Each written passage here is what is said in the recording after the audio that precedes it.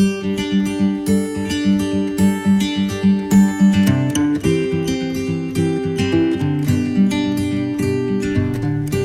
Sobat Tercer semuanya, hari ini saya bersama Dokter Ganteng ya. Spesial hari ini tanggal 28 Juli di peringatan Hari Hepatitis Sedunia. Dan hari ini saya bersama orang spesial, Dr. Objin ya, ramah, pinter, salah satu dokter idola saya. Pasti Anda semua penasaran bukan? Siapa lagi kalau bukan Dr. Sony Fadli. Selamat siang dokter. Selamat siang Mbak Moni. Iya, luar biasa. Ini dokter idola saya, pemirsa ya. Dokter, sehat ya sekarang? Alhamdulillah. Sehat. Iya. Iya. Dokter, betapa banyak ini pemirsa yang kepingin berjumpa dan konsultasi dengan Dokter Sony. Iya. Dokter Sony ada di mana saja nih? Kalau saya saat ini kerja di rumah sakit swasta, yang pertama di Rumah Sakit Arafah Anwar Medika. Arafah Anwar Medika. Di Sidoarjo. Yang kedua okay. di RSU Bunda.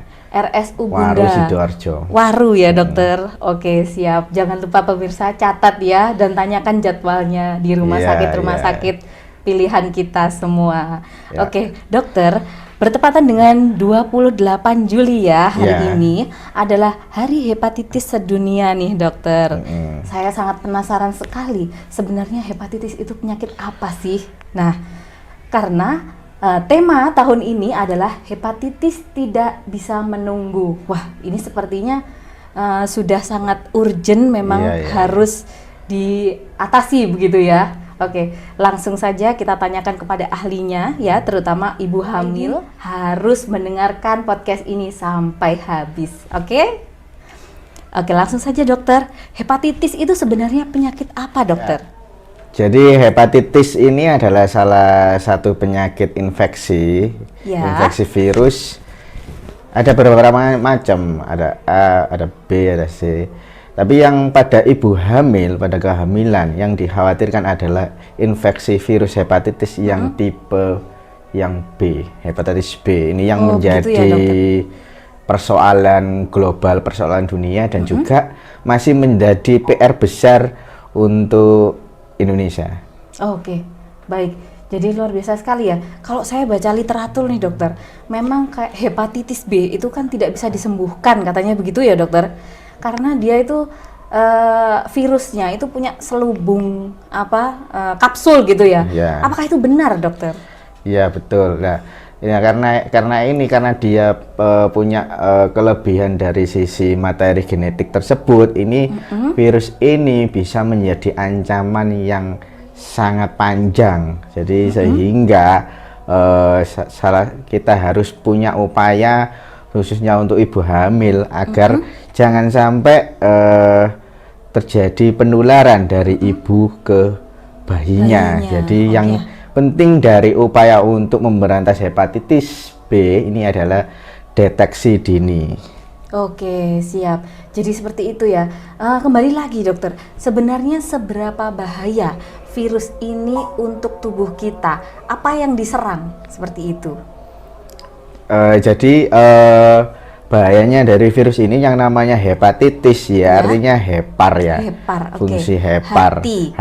Hati itu diserang, dan itu kalau yang infeksi awal-awal bisa keluhannya bisa demam, bisa kuning, bisa badannya lemes.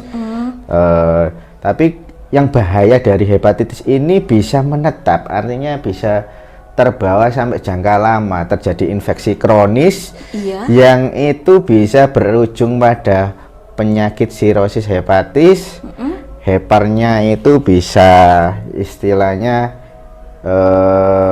berlemak begitu ya? Iya, berlemak, bahasanya biar mudah. Jadi kayak berkarat. Jadi itu bisa juga dia nanti akan tumbuh menjadi kanker hati, itu bisa. Itu bahayanya. Makanya kalau sudah terlanjur ibunya itu jangan sampai bayinya. Inilah PR dokter kandungan dan bu bidan dan ibu hamil. Oke, baik. Terima kasih dokter. Kemudian dokter, apakah penyakit ini menular? Ya, itu tentu ini judulnya penyakit infeksi dan menular. Ini penyakit ini bisa ditularkan lewat darah dan cairan tubuh. Jadi ketika ada misalkan kontak antara, kalau kontak fisik kulit dengan kulit tidak demikian, tapi cairan tubuh baik darah atau cairan tubuh lain itu bisa menularkan, seperti misalkan berhubungan itu kan ada bisa transfer dari cairan tubuh suami kepada istri, itu bisa hubungan suami istri, dan atau lewat darah atau cairan lain yang mungkin secara langsung lewat darah atau lewat mungkin transfusi yang tidak steril, artinya masih ada materi dari hepatitis, masih bisa terjadi tapi kemungkinan kecil, atau lewat tidak sengaja lewat suntikan jarum yang mengandung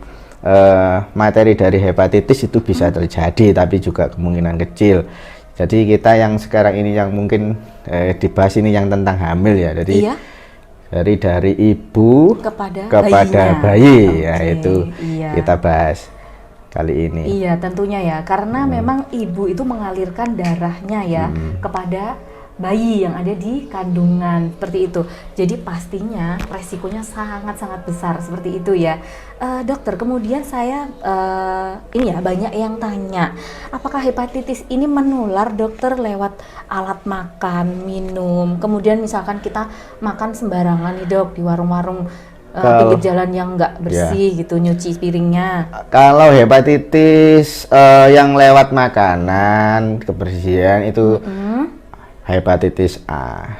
Jadi kalau yang lewat cairan tubuh atau darah itu hepatitis B. Jadi beda mekanisme. Jadi yang menjadi ancaman ini adalah hepatitis B. Kalau hepatitis A bisa orang terkena karena makanan yang tercemar kemudian dimakan, itu ada virus hepatitis, itu bisa terkena. Keluhannya ya sama, kuning, tapi sifat dari hepatitis A ini tidak seperti hepatitis B yang bisa dibawa sampai jangka panjang dan bisa berujung komplikasi yang serius. Hepatitis A cenderung keluhannya seketika itu bisa tampak berat tapi bisa sembuh. Seketika itu tampak berat kemudian bisa sembuh. Itu kalau hepatitis A ya. Kemudian yang bahaya itu adalah hepatitis B, dan ini memang sulit sekali untuk sembuh. Jadi bunda semuanya saat hamil ya, segera setelah kita tahu kalau ibu bunda semua hamil, itu harus segera ikut screening yang namanya triple eliminasi, dan itu wajib di Indonesia ya dokter ya. Baik, wajib di Indonesia. Dan triple eliminasi itu apa? Itu adalah 3 ya. Triple adalah screening hepatitis, kemudian HIV dan sifilis, begitu ya dokter ya? Ya, ada 3 yang menjadi PR sehingga gini, karena itu dianggap penyakit infeksi yang serius dan bisa ditularkan dari ibu ke bayi dengan persentase yang cukup besar. Yang pertama tadi disebut HIV, ini masih menjadi PR utama. Yang kedua hepatitis B tepatnya.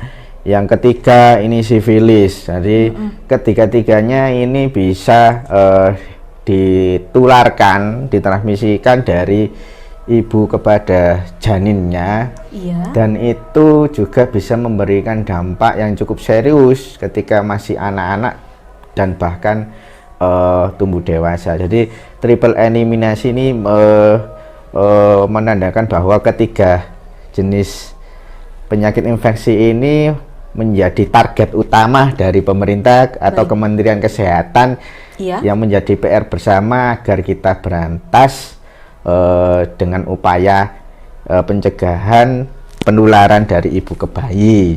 Yang dimaksud tadi adalah sudah betul deteksi dini. Nah, deteksi dini kalau pada ibu hamil untuk triple eliminasi ini dilakukan pemeriksaan laboratorium di trimester awal kehamilan. Baik, trimester awal kehamilannya. Jadi 3 bulan pertama kehamilan, begitu ya dokter? Iya, betul. Baik, dokter, kemudian melihat betapa bahayanya ya hepatitis ini, sehingga pemerintah juga tahun ini, bukan pemerintah Indonesia saja ya, dunia tahun ini mengambil tema hepatitis can wait, jadi tidak bisa menunggu ya, dokter. Apakah penyakit ini bisa dicegah penularannya, dokter? Kalau bisa dicegah bisa, tapi tapi ya tetap presentasinya tidak bisa dikatakan 100%, tapi yang namanya upaya bisa kita lakukan. Jadi intinya kalau trimester pertama ibu hamil itu wajib kalau bisa sekali kontrol ke dokter kandungan. Dokter spesialis kandungan itu wajib. Yang pertama, kalau ibu hamil, tips awalnya adalah tahu hamil di dalam kandungan atau di luar kandungan. Tapi yang namanya hamil tidak melulu USG, jadi perlu dicari faktor risiko atau penyakit yang beberapa yang sudah disebutkan tadi, triple eliminasi itu diperiksakan dan biasanya ditanggung oleh puskesmas. Jadi secara biaya itu ditanggung oleh puskesmas, termasuk hepatitis. Jadi langkah awal tahu status ibu hamil ini menderita hepatitis dari pemeriksaan antigen, HBS antigen namanya. Iya. HBS antigen ini antigen permukaan paling luar dari virus hepatitis B yang bisa sebaiknya bisa terdeteksi di awal apakah reaktif atau non reaktif, tadi untuk mendapatkan tindakan selanjutnya. Baik, iya. Jadi lebih baik memang deteksi dari awal untuk mengetahui apakah terdeteksi virus ini. Nah, ketika terdeteksi, pastinya ibu-ibu ini kan panik ya, dokter ya. Ada bahkan yang saya tanya pasien ya beberapa, kenapa ibu tidak periksa sampai trimester ketiga gitu? Dia bilang saya takut mbak sama hasilnya. Nah, seperti itu. Bagaimana nih, dokter? Jadi yang namanya pemeriksaan kehamilan, mau hepatitis, HIV, sifilis, atau pemeriksaan yang lain, itu diniatkan adalah semuanya itu untuk bayinya. Ya, kalau untuk ibunya sih, kalau misalkan hepatitis, ya wis ibunya hepatitis. Nanti bisa diterapi setelah mungkin ibunya ini bisa diurus status hepatitisnya, pengobatannya untuk khusus ibunya mungkin nanti habis lahiran.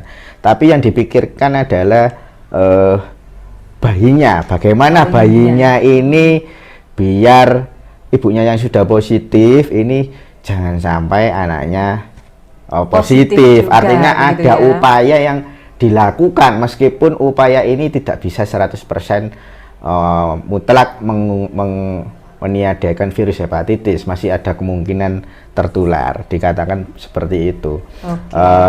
Jadi kalau misalkan terdeteksi HBS antigennya positif, itu ada langkah selanjutnya, ya ibu nggak usah bunda nggak usah khawatir, ibu hamil nggak usah khawatir. Itu nanti biasanya dokter spesialis kandungan akan kolaborasi untuk melakukan penanganan dengan dokter spesialis penyakit dalam, karena hepatitis ini sebetulnya bidangnya penyakit dalam. Biasanya lanjutannya adalah dilakukan pemeriksaan. Idealnya, ini berkata idealnya itu dilakukan pemeriksaan HBV DNA atau HBE antigen. Jadi ada materi genetik dari virus itu yang bisa dideteksi untuk lanjutan dari antigen yang permukaan, HBS antigen itu untuk menentukan terapi selanjutnya. Jadi kalau HBE antigennya positif, itu mungkin ini perlu terapi antivirus dan sangat berisiko untuk menularkan. Itu harus mendapat terapi dari dokter penyakit dalam. Terus kemudian HBV DNA, kalau kadarnya di atas 10/6, ya itu bisa dikonsultasikan ke dokter spesialis penyakit dalam. Kalau ada yang lebih ahli namanya subspesialis hepatologi, jadi penyakit dalam yang ahli di bidang hepar. Ya. Nah, itu bisa ada pertimbangan, jadi dipertimbangkan untuk pemberian antivirus untuk hepatitis, untuk terapi hepatitisnya, tapi biasanya diberikan kalau di literatur sebetulnya belum ada, artinya konsensus atau kesepakatan yang fix itu ini harus diterapi, wajib diterapi, belum ada sebetulnya. Tapi disebutkan beberapa penelitian, ada beberapa center itu intinya diberikan di akhir trimester. Jadi di akhir trimester, di atas 28 minggu, ada yang memakai patokan mulai pengobatan 32 minggu. Jadi dengan pengobatan itu untuk ibunya, pengobatan ini untuk ibunya, jadi diminum oleh si ibu dengan tujuan menekan jumlah virus.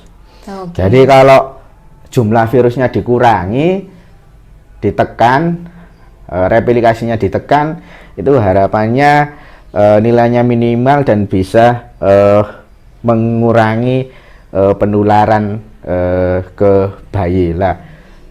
Lanjutannya apa? Nah, lanjutannya apa? Bayi setelah lahir ya, bayinya itu dikasih vaksin ya.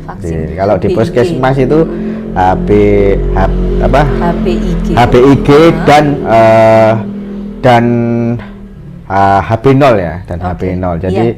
Jadi ya kalau bayi yang sehat tanpa hepatitis kan biasanya dapat imunisasi itu HB0. Tapi kalau yang bayi dari ibu yang hepatitis B-nya positif, ini wajib dapat HBIG. Jadi itu ditanggung pemerintah ya, dari ditanggung puskesmas. Nanti ibu hamil yang apa namanya, yang dari awal sudah tahu hepatitis B-nya positif, nah itu wajib koordinasi terus sama puskesmas. Jadi biar dapat ini HBIG-nya tercatat, dan kalau mau lahiran, misalkan seandainya lahiran di puskesmas, ini yang jangan lupa diambil di puskesmas, diantarkan ke rumah sakit, nanti disuntikan di rumah sakit setelah bayinya lahir. Setelah bayinya lahir, oke.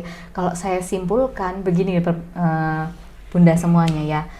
Jadi Bunda semua jangan takut untuk datang periksa ya dokter ya. Yang pertama itu jangan takut untuk datang periksa, karena ketika Bunda semuanya sudah periksa, tahu mulai dari awal, kita persiapan untuk persalinan juga sudah mudah. Yang pertama, dan yang kedua, bila perlu ibu hamil ini bisa segera mendapatkan terapi begitu ya dari ahlinya, yaitu dokter penyakit dalam atau dokter hepatologi, untuk mencegah penularan dari ibu ke bayinya. Nah, tapi tidak semua ibu itu bisa mendapatkan terapi itu ya.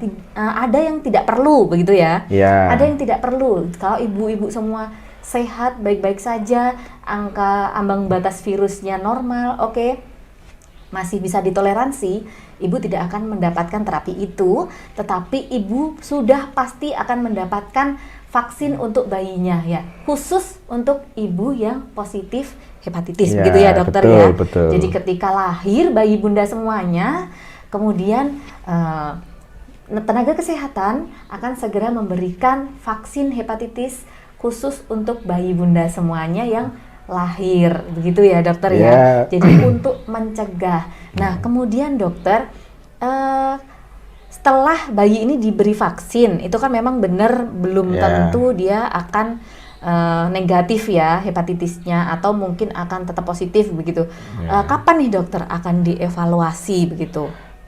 Bayi ini akan mendapatkan apa namanya, ditunggu sampai bayi ini mendapatkan vaksin hepatitis. Yang berikutnya itu ada 3 kali. 3 kali yang kalau nggak salah 4 kali setelah dilakukan pemeriksaan yang keempat itu imunisasi rutinnya ya, itu hepatitis itu akan dilakukan pemeriksaan apa namanya HBS antigen dari tentu bayi. saja setelah imunisasinya ini purna purna berarti usia 9 bulan ya. Ya betul. Ya betul. Jadi nanti dengan dokter spesialis anak. Jadi nanti yang ngurusi nanti keberlanjutan itu adalah dokter spesialis anak. Sementara ibunya ini bukan berarti selesai. Kadang-kadang ibu hamil kan apa namanya belum tahu kalau hepatitis, kemudian pas saat hamil waktu itu kan hepatitis ya. Iya. Kadang-kadang setelah lahiran bayinya diurus dokter bayi, tapi ibunya tidak diurus. Artinya tidak lanjut kontrol ke dokter penyakit dalam. Jadi itu harus tetap ya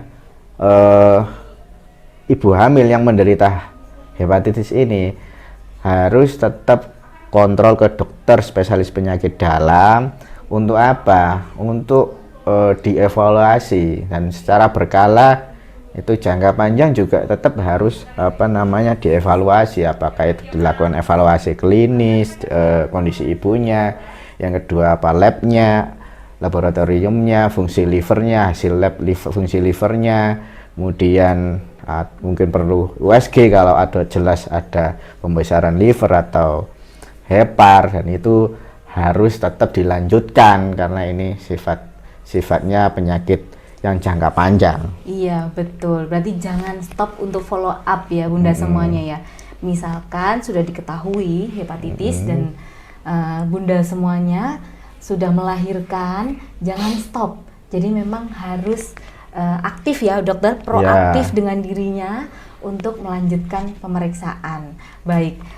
Saya rasa sudah cukup jelas sekali Dokter Sony. Kita masuk ke sesi pertanyaan nih. Ada banyak sekali Bunda semuanya yang sudah WA, DM maupun komen ya di Instu, di Facebook dan juga di YouTube ya Dokter. Saya akan bacakan dari Ibu Nova Sidoarjo Dokter. Ya, beliau memberikan pengalamannya selama terdeteksi virus hepatitis selama kehamilan beliau ya. Saya bacakan, selama kehamilan saya tidak ada keluhan sama sekali, bahkan saya tidak merasakan apapun ya. Bahkan saya tidak tahu, tidak ada gejala apapun yang berhubungan dengan hati saya, fungsi hati saya. Oke. Dan kemudian saat saya periksa darah di puskesmas, ternyata saya positif hepatitis. Nah, puskesmas menyarankan saya dan keluarga untuk periksa juga ke puskesmas begitu, supaya segera mendapatkan vaksin untuk anak kembar saya. Oh, hamil kembar, dokter. Iya. Nah, bantuan dari pemerintah ketika saya melahirkan anak saya kembar, saya dapat 2 vaksin disuntikan sebelum 24 jam saat bayi saya lahir. Oh iya, benar ya. Luar biasa ini pengalamannya ya. Kemudian sekarang anak saya sudah usia 10 bulan, Bu. Kemarin pada saat usia 9 bulan anak saya sudah diperiksa hepatitisnya non reaktif. Oke, alhamdulillah ya. Oke. Nah, untuk memelihara fungsi hati saya, Bu, bagaimana? Apakah makanan yang harus saya konsumsi? Baiklah, kita tanyakan kepada Dokter Sony. Bagaimana, dokter? Jadi ini untuk ibunya ya. Jadi ya alhamdulillah tadi anaknya non reaktif, artinya ada harapan ya. Meskipun itu memang kalau dari penelitian itu memang angkanya kecil. Jadi kalau hepatitis itu tingkat penularannya itu lebih tinggi dibandingkan yang sifilis dan HIV itu kalau begitu, dokter. Dari angka presentasinya. Tapi yang ini masuk setelah mendapat vaksin itu tadi sudah non reaktif, artinya itu masuk bagus ya, syukur alhamdulillah. Dan tadi yang disebut adalah kurang dari 24 jam. Nah, itu menarik ini karena di sini perlu dibahas. Jadi kalau di atas 24 jam gimana ya, bisa diberikan, tapi risiko penularannya jelas lebih besar. Jadi yang disarankan adalah di bawah 12 jam, tapi kalau nggak bisa ya di bawah 24 jam sudah wajib disuntikan. Terus persoalannya terkait ibunya tadi ya, apa yang dilakukan. Jadi kalau setelah ibunya lahiran ya, itu kontrol ke dokter penyakit dalam tadi, dan ibu harus menjaga makanan ya. Sebetulnya makan ini nggak ada pantangan, makan apapun boleh. Habis lahiran tidak ada pantangan, makanan apapun boleh ya. Cuman kalau nggak ada, selagi nggak ada keluhan, artinya nggak ada gejala, ini asimptomatis atau nggak ada gejala, nggak ada pantangan, kecuali mungkin ketika dilakukan evaluasi pemeriksaan lab, fungsi nilai hasil lab yang menggambarkan fungsi livernya itu misalkan katakannya tinggi 2 kali atau 3 kali, itu mungkin dokter penyakit dalamnya akan memberikan terapi untuk menurunkan fungsi livernya, dan ibunya ini harus artinya yang pertama harus dietnya harus diatur, hindari yang lemak dan kolesterol. Itu karena itu nanti bisa juga akan mengganggu pengeluaran lemak ya. Kolesterolnya itu tadi akan menyebabkan fungsi hatinya akan tinggi. Hasil labnya akan tinggi. Kedua, olahraga wajib. Disarankan olahraga. Kalau itu nilainya tinggi ya. Kalau misalkan nilainya setelah pas follow up nilainya normal ya nggak ada pantangan apa-apa. Dan biasanya dokter penyakit dalam itu bisa memberi suplemen ini untuk fungsi liver seperti pemberian kurkuma dan lain-lain itu. Baik, terima kasih pencerahannya Dokter Sony. Ada satu pertanyaan lagi dokter dari ibu Bunda hamilku semuanya. Dokter, saya positif hepatitis saat hamil ya. Awal diketahui saya sangat takut dokter, tapi saya ini memang dulu kecil pernah punya penyakit kuning. Jadi salah satu tanda-tandanya ya dokter memang kuning ya. Nah, setelah melahirkan sudah mendapatkan vaksin hiperhep dari puskesmas. Terima kasih. Terima kasih semua nakes yang ada di Puskesmas Trosobo. Ini puskesmas saya ini ya.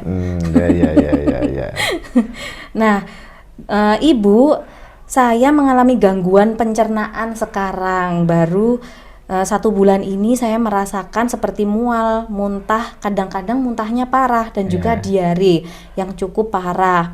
Saya baru tahu kalau itu efek dari hepatitis. Apakah benar? Nah, kalau misalkan benar, saya harus berobat kemana ya? Minta tolong dijawab Dokter Sony untuk solusi dari Ibu Ratna Sidoarjo. Jadi kalau keluhan yang menjurus spesifik ke hepatitisnya apa? Panas. Apakah benar ini tadi ya? Kuning nggak ada. Sudah tidak ada. Dulu waktu kecil dia pernah sakit kuning. Berarti kan ini belum jelas ya. Artinya ini pertanyaan yang masih terlalu jauh. Artinya kalau diarenya tadi, diare kan bisa macam-macam, gangguan pencernaan kan bisa jadi organ pencernaan atau ya apakah ada kaitan dengan infeksi atau makannya ibunya itu yang menyebabkan diare atau virus lain maksudnya. Itu masih terlalu luas kalau dikaitkan dengan hepatitisnya, kecuali kalau ceritanya ibunya ini ada keluhan kuning atau keluhan lain, misalkan panas, demam, ya kemudian perutnya di membesar ya, di bagian perut yang sebelah kanan.